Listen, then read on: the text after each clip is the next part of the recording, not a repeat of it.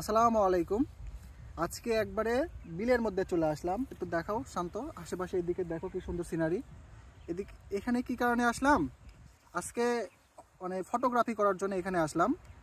এর আগে ফটোগ্রাফি করছিলাম যে গুড়গুলার, সেই গুড়গুলার ছবি দিয়ে আমি গুড়গুলা সেল করছি ক্লায়েন্টদের কাছে, কাস্টমারদের কাছে। কিন্তু এখন যেহেতু শীতের পরিমাণ অনেক বেড়ে গেছে, শীতের পরিমাণ অনেক বেড়ে যাওয়ার কারণে আমাদের গুড়ের কোয়ালিটি অনেক বাড়ছে, যার কারণে গুড়ের কালারের হালকা তারতম্য ঘটছে। তো আমার ওই আগের ছবি দিয়ে যদি আমি কাস্টমারদেরকে সেল দিই, তাহলে হয়তো আমার কাছে কেন জানি মনে হচ্ছে কাস্টমারদের কাছে আমার 2 নাম্বারই করা হচ্ছে। যার কারণে ইনস্ট্যান্ট আজকের গুড়ের যে কালারটা আসছে সেটারই ফটোগ্রাফি করে আপনাদেরকে আমি দেখাতে চাচ্ছি।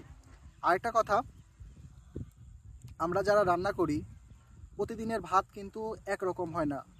একদিনে নরম হয়, একদিন শক্ত হয়, একদিন পারফেক্ট হয়। ঠিক তেমনই এটা তো আমাদের একটা রান্না প্রসেস, কুকিং প্রসেস।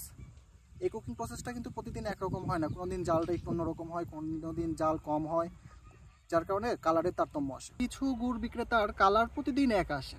এখন আপনাদের মনে প্রশ্ন আসে কি না জানে না, কিন্তু আমার মনে প্রশ্ন আসে, প্রতিদিন একই রকম কালার কিভাবে সম্ভব? প্রতিদিন একই রকম কালার যদি মেনটেন করতে হয়, তাহলে সেই ক্ষেত্রে কিছু মেশাতে হবে। আমরা কিন্তু আমাদের গুড়ে কোনো কিছু মেশাচ্ছি না, যার ফলে আমাদের কালার একটু 19-20 হতে পারে। এটা আপনাদেরকে মেনে নিতে হবে। আর এটাই হচ্ছে বাস্তব, যেহেতু আমরা একদম অথেন্টিক এবং ন্যাচারাল খেজুরের রস দিয়ে আমরা গুড় উৎপাদন করতেছি, যেখানে আমরা কোনো রকম প্রিজারভেটিভস, কোনো রকম কেমিক্যাল, কোনো রকম হাইড্রোস, কোনো রকম ফিটকারি, কোনো রকম চিনি ব্যবহার করতেছি না। যার কারণে আমাদের গুড়ের এক এক দিন এক এক রকম হতে পারে, এটা স্বাভাবিক, এটা মেনে নিতে হবে। কিন্তু যে গুড়গুলাতে যেই সেলাররা একদম বলে দিচ্ছে যে আমাদের গুড়ের কালার প্রতিদিন এক হবে, সেখানে আপনি একটু ভাবে দেখেন, একটু চিন্তা করে দেখেন, প্রতিদিন একই জিনিস একই কালার হওয়া কিভাবে সম্ভব। আচ্ছা যাই হোক, মানুষের কথা না বলি, আমি এখানে আসি ফটোগ্রাফি করতে। তো আপনাদেরকে আমি গুড় দেখাই আমাদের গুড় কেমন। আজকে মোটামুটি 4-5 দিন পর একটু রোদ উঠছে, রোদের পরিমাণটা একটু ভালো, তাকাতে পারতেছে না ওদিক থেকে। আমার এই গুড়গুলার কোয়ালিটি আলহামদুলিল্লাহ বেশ কিছুদিন ধরে অনেক আপডেট হয়েছে। আপডেট হওয়ার কারণ হচ্ছে শীত প্রচুর বাড়ছে নাটোরে, যার কারণে। আর আবহাওয়া খুবই খারাপ ছিল, মানে সারাদিন কুয়াশায় আচ্ছাদিত হয়েছিল আমাদের এলাকা, বিশেষ করে নাটোর, যার কারণে আমি ফটোগ্রাফি করতে পারিনি। আজকে একটু রোদ বের হয়েছে, একটু না, রোদের তাপমাত্রা এখন একটু ভালোই। আজকেও মোটামুটি 12টা পর্যন্ত ছিল, এখন 2টা বাজে, নামাজ পড়ে তারপরে এখানে আসলাম, 2টা-2টা বাজে। তো আজকে একটু ফটোগ্রাফি করব। তো আপনাদেরকে দেখাতে চাচ্ছি আমাদের কিন্তু নতুন একটা আপডেট আসছে। আপডেটটা হচ্ছে এই পাটালি গুড়। আমাদের কাছে কিন্তু পাটালি গুড় ছিল না। আমাদের বর্তমানে ম্যাক্সিমাম সেলারি এই পাটালি গুড়, মানে এই ফয়েল পাটালি গুড়টা সেল করতেছে, যার কারণে কাস্টমারের সবথেকে বেশি চাহিদা ফয়েল পাটালি। এই ফয়েল পাটালি সবথেকে চাহিদা হওয়ার কারণ এই গুড়গুলো একদম যেভাবে আমরা প্রসেস করি, একদম করার পরে একদম ঢেকে দিত, যার কারণে এখানে কোনো রকম ধুলাবালি, কোনো রকম জীবাণু সংক্রমণ হওয়ার কোনো রকম চান্স নাই। যার কারণে আমার মনে হয় কাস্টমার এই গুড়গুলো বেশি পছন্দ করতেছে। তো এখন যে গুড়টা দেখাচ্ছি, আপনারা আবার ভাবেন না যে এখানে এই খোলা জায়গায় খুলে আপনাদেরকে এই গুড়টাও দিব, তেমন না। এই গুড়টা আমরাই খাবো। তো আমি জাস্ট দেখানোর জন্য এই গুড়টা দেখাচ্ছি। এই দেখেন গুড়টার কোয়ালিটি এমন হবে। এটা হচ্ছে আমাদের ফয়েল পাটালি। এখানে 1 কেজি নাই, কোনোটা 1 কেজির একটু বেশি আছে, কোনোটা 1 কেজির কম আছে। তো আপনারা যারা অর্ডার দিবেন, আপনারা তো 1 কেজি, 2 কেজি, 5 কেজি, 10 কেজি ভাবে অর্ডার দিবেন। তো অর্ডারের সময় আমি মেপে দিব, যদি কম হয় তাহলে অন্য কোনো গুড় ভেঙে দিব, মানে মিলা আর কি দিব। এটা হচ্ছে আমাদের ফয়েল পাটালি। এছাড়াও আমাদের কাছে আছে হচ্ছে এই খুরি পাটালি। এই খুরি পাটালি এতদিন আমরা সেল করতাম। আমাদের কাছে মেইনলি ছিল 3 রকম গুড় আগে। একটা হচ্ছে এই খুরি পাটালি, একটা হচ্ছে দানাদার, আর একটা হচ্ছে ঝোলা গুড় বা লিকুইড গুড়। কিন্তু কাস্টমারের চাহিদার উপর ডিপেন্ড করে পরবর্তীতে আমরা এই ফয়েল পাটালিটা শুরু করছি। আলহামদুলিল্লাহ খুব ভালো সাড়া পাচ্ছি।